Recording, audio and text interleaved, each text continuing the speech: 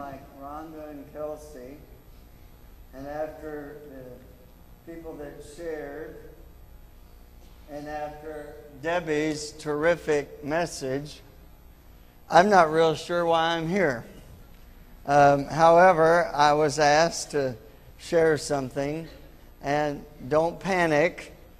I know the saying, blessed are the short-winded, for they will be asked to speak again. And so I just want to share a few things. I had the privilege of meeting Andrew and knowing him a little bit, probably not as good as all of you. I know Debbie, and I met quite a few of the young people the other night. And when I met Andrew several years ago, I had the opportunity to give him a Bible, and I had written some things in the front. And oftentimes when I write something, it's just one or two lines. And Debbie showed me the Bible that I had given to him. I wrote a whole book. And I read it all, and I thought, boy, that whole thing about blessed are the short-winded, I guess I didn't know it back then. And but I thought it was real key, all the things that I had written to him. And as the young people began to share with me the things that they felt about Andrew, having been with him and known him, of course, a lot longer, and then as Matt shared and different ones shared, it just really confirmed inside of me what I felt just the few minutes that I had talked to him that day. And then today just confirmed it all the more. You know, in the Word of God, it talks to us about what we really are. And so many times in the 25 years that I've been preaching, I find out when I've talked to young people, I'm preaching to a bunch of college kids tonight, and I always tell them, you're the closest thing to a college education that I'll ever be. And yet, it seems like even them, with all their degrees and everything, they don't understand one thing all the time, and that is, there's more to us than this fleshly body. The Bible tells us we are a spirit, a soul, and a body. I've been blessed with an incredibly good-looking body, whether you believe it or not. In my mind, I look like many of you think you look. And, you know, I see this picture of Andrew, and I am exactly as good-looking as him. And that's why when I talk to those young people, I almost feel guilty calling them young people, because I feel like I'm about the same age. And I know it's not true, but it doesn't matter. But that's this shell that we live in temporarily. If I had to describe it, the only way I know to describe it is if I had a glove and I had it on this podium, there's no life in the glove in and of itself. The glove is just a lifeless glove. That is our body. But when I put my hand in that glove comes to life.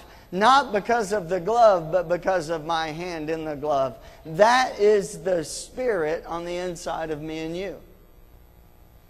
My spirit on the inside of me is what gives this shell the life that it appears to have. And without the spirit, the shell that we call a body has no life. The Bible also says that to be absent from the body is to be present with the Lord. About 17 years ago, right across the street, we were working on the camp. And I was camp director, so I was over there. And we had a Case 580 backhoe. And we couldn't get it started, so I was jump starting it. And it weighs 13,000 pounds. And I'd been around tractors too often, I guess, and I got too comfortable. So I had the jumper cables. I was standing between the back tire and the front tire. And it was ready, so I reached up and hit the key and didn't realize it had been left in gear. When I turned the key, not only did it start, but it took off. And the battery cable, as it got tight, I couldn't jump out of the way and I tripped. It ran over my body lengthwise. I was conscious the entire time. I remember it today as if it happened today. It ran over me from my feet to my head. It broke my left leg, tore the ACL, ruptured my spleen, tore my liver, broke 11 ribs, punctured both lungs, ran over my face, fractured my skull. Ambulance showed up. They wouldn't touch me. The Life Flight helicopter showed up, and one of the ladies on the ambulance and on the helicopter went to our church. She told my wife he's got a 10 to 15% chance of even surviving, and if he survives, he won't be in his right mind. Obviously, I survived. Many do not think I ever got my right mind. I was conscious the whole time. On the Life Flight helicopter, if you can try to put your mind around this, my wife could tell you what I look like, and I won't describe that to you. I had more peace in that Life Flight helicopter than I had ever had up to that point and that I've ever had since that point. The only reason I could have that peace because I knew where I was about to go. I knew that if I breathed one more breath, I was going to wake up in heaven. And I'll be honest, it was the greatest feeling I ever had because it was a struggle to breathe with 2 punctured lungs and a spleen that had ruptured.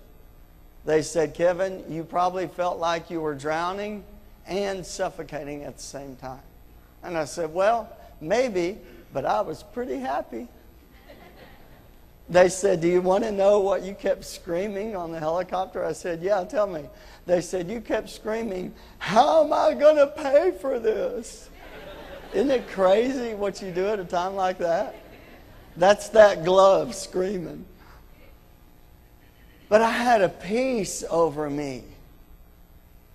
And it's only because my little boy had been standing right beside me, and I believe it was God that allowed me to remember, and he had been saying, somebody help my daddy. And on the helicopter, I remembered that, and I knew I had to fight for my life for his sake, because otherwise I was gone. And I know without a shadow of a doubt, if I felt that in a traumatic situation like that, Andrew felt that peace. I'm telling you, for the person that knows the Lord, there is no fear in death. My wife, I heard her tell a pastor a couple weeks ago, she said, when Kevin got out of the hospital, by the way, when they said I wasn't going to make it, 13 days I walked out of the hospital. On the 14th day, I was standing right here telling a congregation as yourself that God still works miracles. And obviously, I'm fine. Used to be 4'7", now I'm 5'10", and still this good looking after being run over. Not bad. And all I realized is this. My wife said after he got through with that accident, he didn't care about anything in the natural. Because he realized life is not all about what's going on here. It's all about doing everything you can to help people for where they're going after here. And that's why, see, I thought, I had a whole bunch of stuff I was going to say about Andrew, and I thought, they've already said it all about Andrew. And if me as a preacher could say...